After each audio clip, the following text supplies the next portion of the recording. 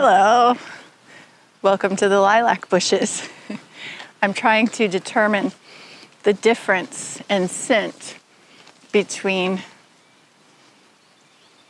the lavender lilac and the white lilac. And they both smell amazing. I would say that the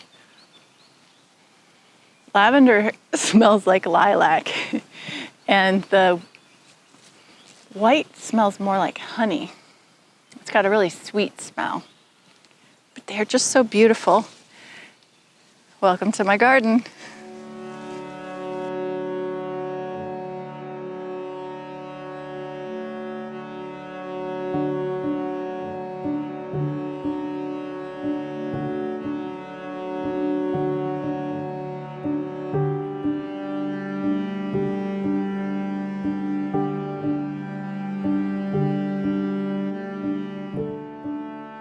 So plants are meant for sharing, and these plants were shared with me by my first landlord and Floyd.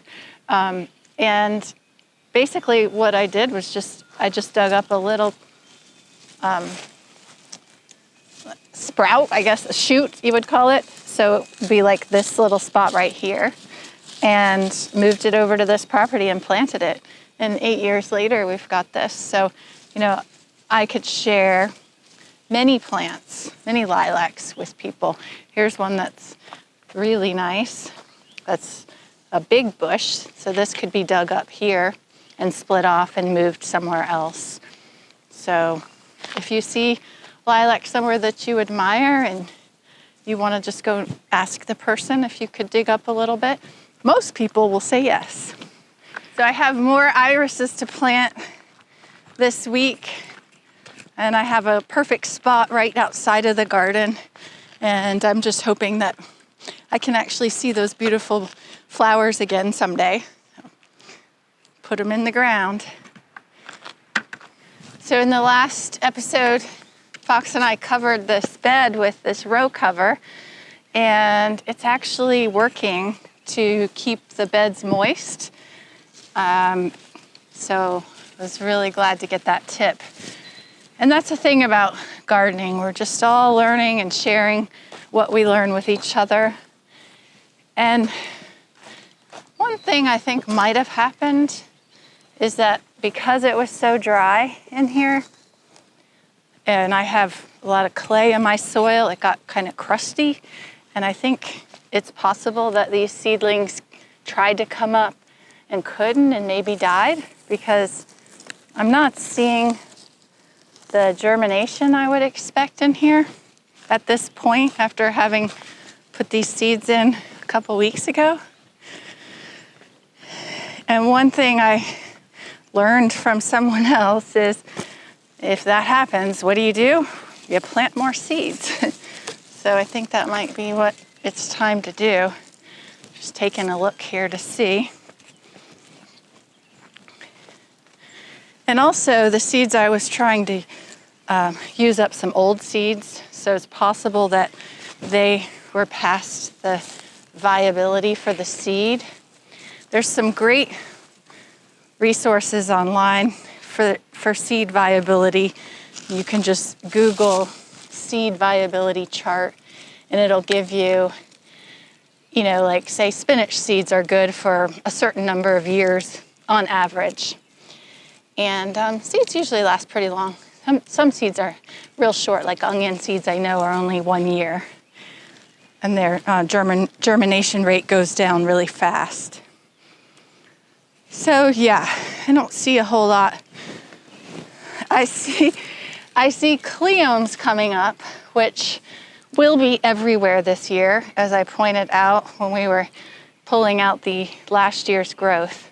Seeds went all over the garden. So I recognize those. That's not what I planted. So it might be time to scratch this up and try again. That's how it goes. I'm just like, please let me find something. Oh, wait, maybe I'm wrong.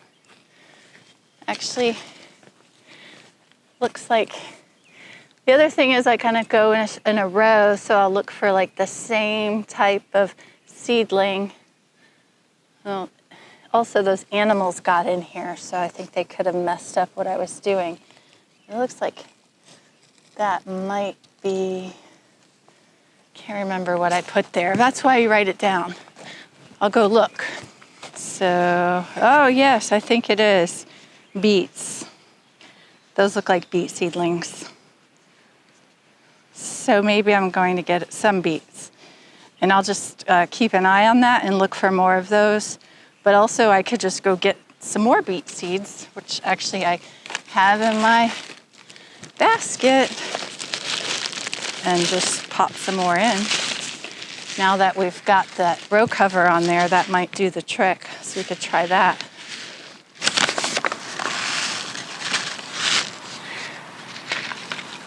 Just says a 1/2 inch deep, 1 inch apart, thin to 2 to 4 inches apart. And since I'm having such low germination, I'll just go with the 1 inch apart. I love that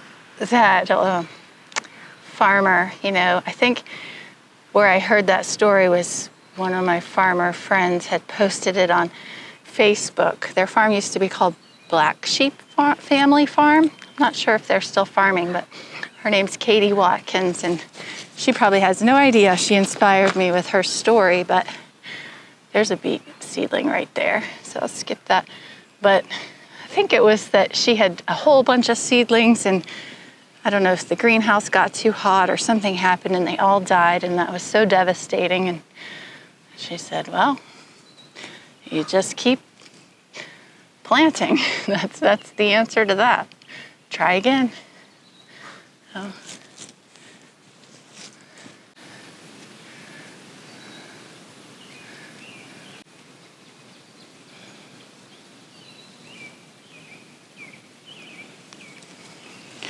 It's also possible, like I said, that these seeds are just,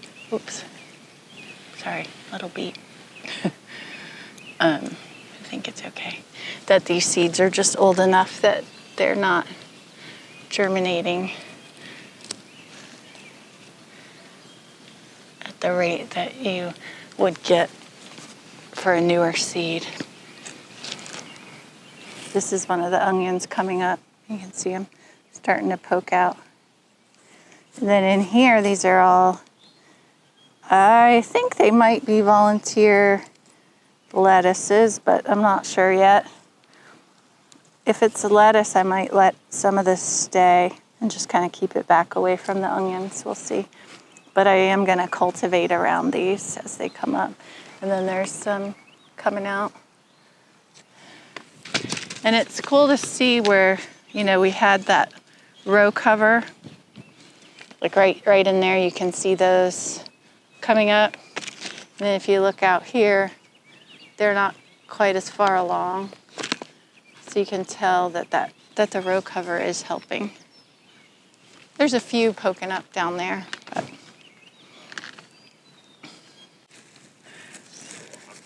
So if you put that together, that is definitely a bunch that you would buy at the store. It's like $1 something for that, so it's totally worth it. Cilantro. So I'll probably cut that off right here, and so all these leaves will stay and it'll just grow back. So that's how I go in the season for cilantro. And then we've got all these coming up later. And I've been kind of trying to transplant them a little bit too, just because there's a clump, they're too close together. But if I spread them out, I can get more.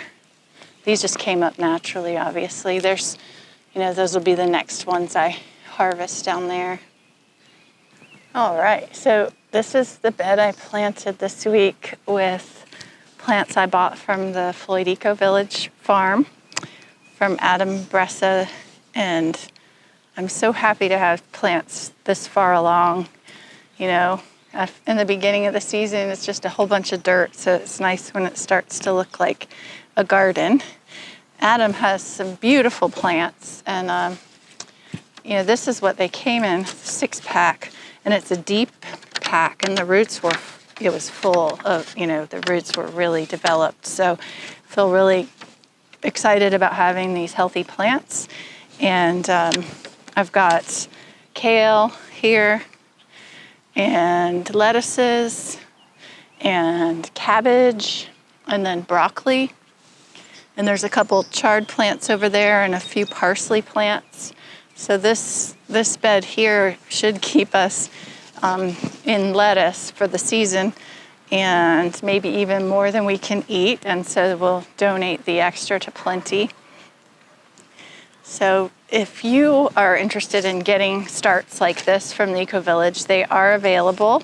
They're $4 to $5, depending on how many you buy for a 6-pack. So you can go out to the Floyd Eco Village farm store, and they've got a table set up right outside, and it's a self-service. So I would definitely get out there and get some healthy starts to get going. So I almost didn't get cabbage and broccoli because I have trouble with cabbage loopers, and I talked to you about that before. But I talked with Adam, and he said that he uses BT or spinosad, and if you hit the cabbage loopers right away when you see them with the spinosad, that they'll die right away, and it's an organic certified pesticide. Or the BT, the larva eats it and then dies maybe a couple days later. So that is something I've never tried, and it must work because they have beautiful brassicas, and so I'm going to give that a try this year and hopefully have some success with that. So I got the soil test results back this week, and I don't understand it. It's very scientific, and I'm excited to know something about my soil, but I need some help to read it. And so I'm going to reach out to a few people and see if I can get an interview with someone or a consultation to help me understand how to apply what I learned to this garden. But there was one part that I did understand, and that is that my soil is deficient in boron, and that is, well, I don't want to say the wrong thing, but it's something that the soil needs. And I did read and research a bit on Google about the deficiency of boron and what you might see in your plants. And I have seen that, where like if you grow broccoli, you'll have like a hollow stem. And I've seen that. And so I am going to add some boron, and I found out one way to do that is to use borax, and you don't want to use a lot. There's actually an amount per 1,000 square feet. It was like 6 to 7 tablespoons per 1,000 square feet. And I measured my garden, and it's almost exactly that. So what I did was actually measure the square feet of each bed, and I can divide that out and put that amount of borax in some water and dissolve it, and then just water the plants. And some plants don't need boron, and it would not be good for them. So depending on what's in each bed, I'll kind of add that, and I feel pretty confident with the research I did to at least do that much. And then I'll learn some more from the report and keep you posted. So this week I did what I had set out to do, which was to scuttle hoe the entire garden, stirrup hoe, whatever you want to call it, in my goal to cultivate this rather than weed. This is my thing I'm going to say over and over again, and that's just to keep up with my weeds. And what you had just seen was the cleome that I transplanted.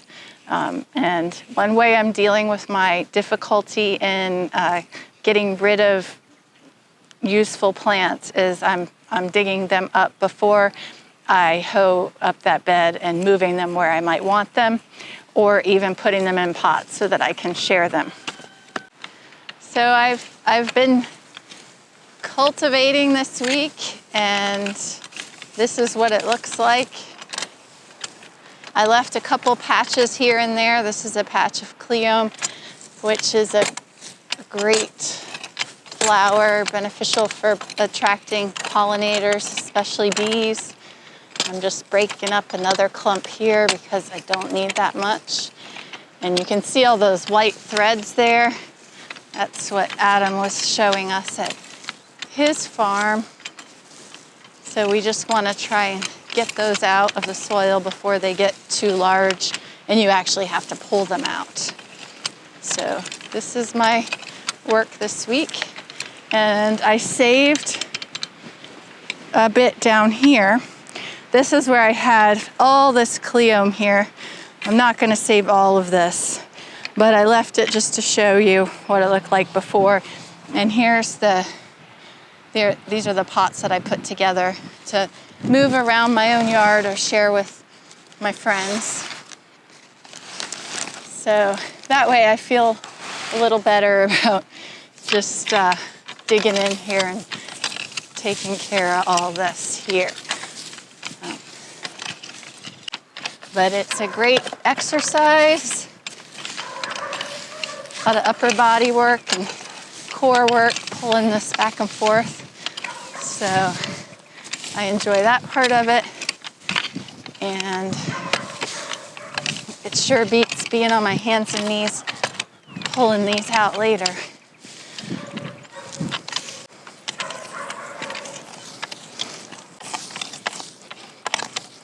That's one of those evil wineberry shoots. Like I said, those are going to be coming up for a while. Yeah, it's good.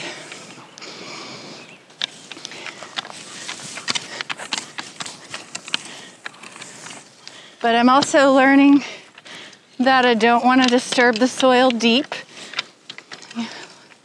Let all of that life under there stay put and just kind of scuttle this top couple inches. And that's a new approach for me. So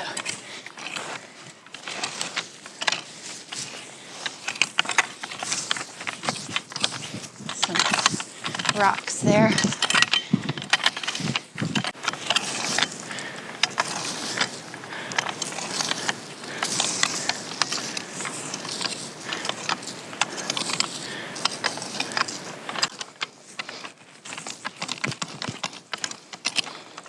Sometimes you got to get your whole body into it.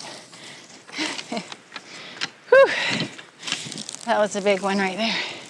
Chickens love this stuff. So it's not easy to keep up with this size of a garden, and I really want to. It's a real goal for me. And I was thinking about, okay, this week I've got to do this, and next week I got to do that. And I commit to you when I say that, so that's helpful that I've made a public commitment to doing it. And then I think, well, how am I going to make that happen? I usually take a walk after work. So this week, instead of taking that walk, I've come out here and done the stirrup hoe, which is just as much, if not more, exercise. And I'm spending that hour out in the garden, keeping an eye on everything and cultivating. So I think that's really what it takes. So right here is a bunch of loose dirt. This is a deep trench. It's like 3 feet deep. This week we trenched in a water line to some building we're doing down the hill. And so since I know there's a water line under here, I don't want to really plant anything that's going to take a whole lot of deep digging. So I'm going to plant a perennial along this fence line. And that's those iris that I dug up that were heirlooms from my husband's grandmother. And I'm just moving this.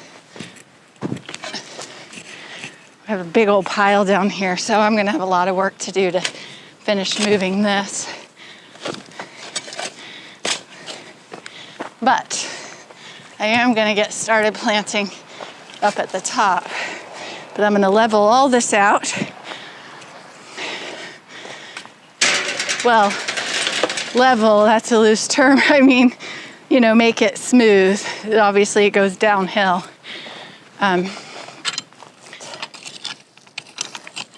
This is how I want it to look all the way down.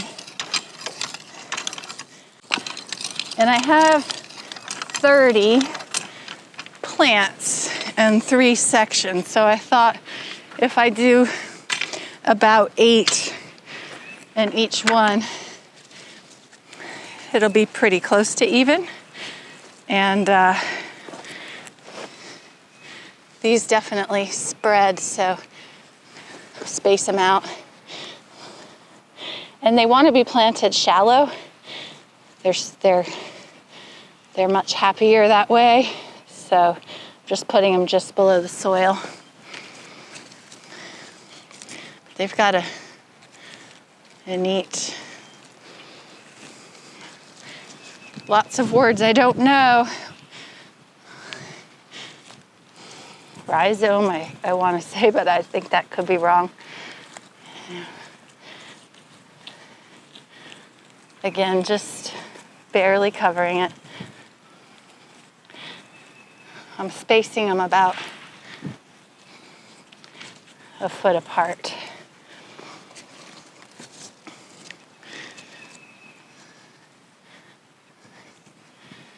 Sort of staggering them back and forth.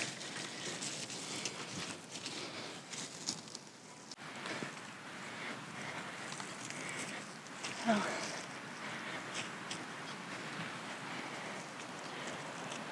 Once again, I failed to put my gloves on. I did remember to take my ring off, though. That's a plus.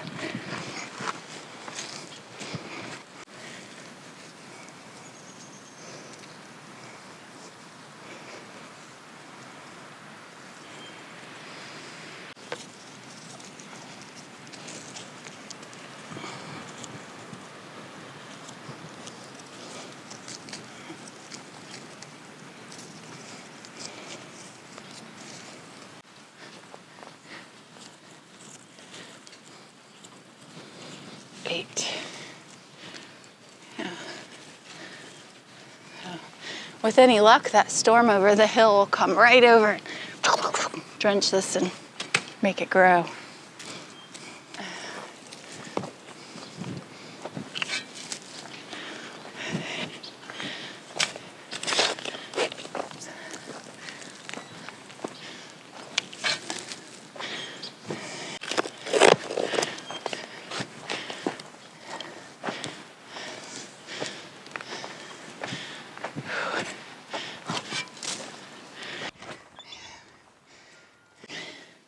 And you don't want to forget your seedlings. Easy to forget sometimes to come out and check what's happening. The peppers are looking good, happy. I'm going to take them out and put them outside. Show you those.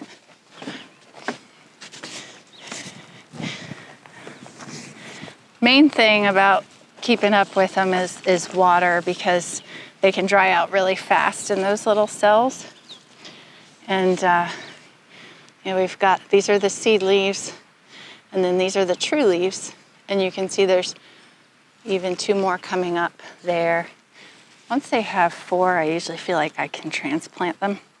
You can also see, this is that cool speedling tray, but some of the roots are coming out the bottom. So that means they are forming really good root systems. And this particular tray has a kind of like a cone shape. I'll show you an empty one. But if you look here, you can see how it angles in. And that's a special way so you can pop it right out easy. And the roots kind of wind themselves around that. So this again is called a speedling tray. And I love it. It's the best thing I've purchased, I'd say, for the garden, aside from my stirrup hoe. But these are looking good.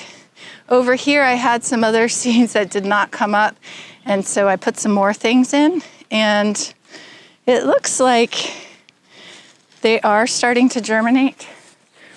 You can see I always notice when things are starting to germinate. There's one coming up right here. And right here, they'll like shoot out a little, almost looks like hairs.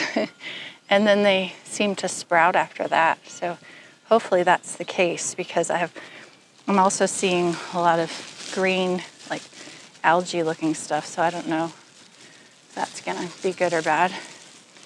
I haven't put anything on it, so I don't know. Just keeping this on top, the plastic on top, to keep that moisture in while they're germinating. So, but I've got more lettuce here and spinach and more lettuce. But now that I've got the plants from Adam, I don't necessarily need more plants, but if they grow, I can share them. So a couple of these trays weren't growing, and I thought it's just been long enough. So I put some more seeds in. Might take these outside too so we can get a good look at them. And I put the heat on the bottom, with my Christmas lights again, so you can see how it's warming it up, and it's got this condensation in there. Kind of creates a nice greenhouse. But it's not really happening. So just keep waiting. Some things just won't happen, but I'm using a lot of old seeds, just trying to use them up. So I give them a little time and then move on. But the exciting thing was, I saved sunflowers from last year, and I filled this whole thing with sunflower seeds, and look at that. So that is exciting. Look right here. See what I'm talking about? It looks like little hairs when they start to grow. I'm sure there's a term for that, obviously. I don't know it yet. But this is so exciting because I envision this whole hillside covered in sunflowers. And the chickens love to eat the sunflowers, so it does have a purpose aside from just being beautiful. And I did put the bottom heat on this, and they really liked that, so that seemed to be a good way to go. And you can certainly plant these straight in the ground. They'll grow really well. But what I like about this is that I can dig a little hole even outside of a garden bed and pop these plants right in them. And so I'll put these all over the place.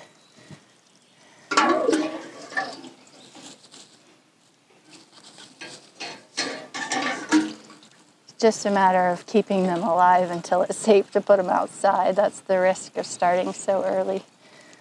But it's fun. And I have tons more seeds, so just saving one sunflower head is enough to have all you could want.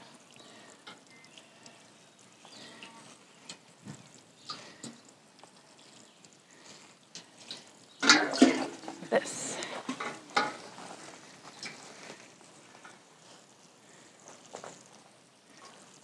Trying to get the marigolds to grow. Usually I don't have trouble with those, so I don't know why they don't want to grow. And then the other thing in here are my sweet potatoes. And I've changed the water twice now. Definitely have to keep up with that because it gets pretty stinky. And I don't think they would grow well in dirty water or old water. You can see that slip coming out right there. And several. It's almost time to change it again. I also went to Slaughter's this week and bought a bunch of seed potatoes. So I'll be planting these. I'll probably plant a few here and then most of them over at my mom's because she has a lot more sun. My garden the slope is actually the north slope, so the sun is not quite as hot as it is at her house. But what you could do is you want like 3 eyes at least. So I could cut this right here in half. And you want to let it dry out before you plant it if you cut it. So cut it today and plant it in a few days from now. and then you would plant that section as the seed. You can plant the whole thing, but if you've got at least 3 eyes, you can make it go a lot further. So these will be this year's potatoes. That one I might just plant just the whole thing like that.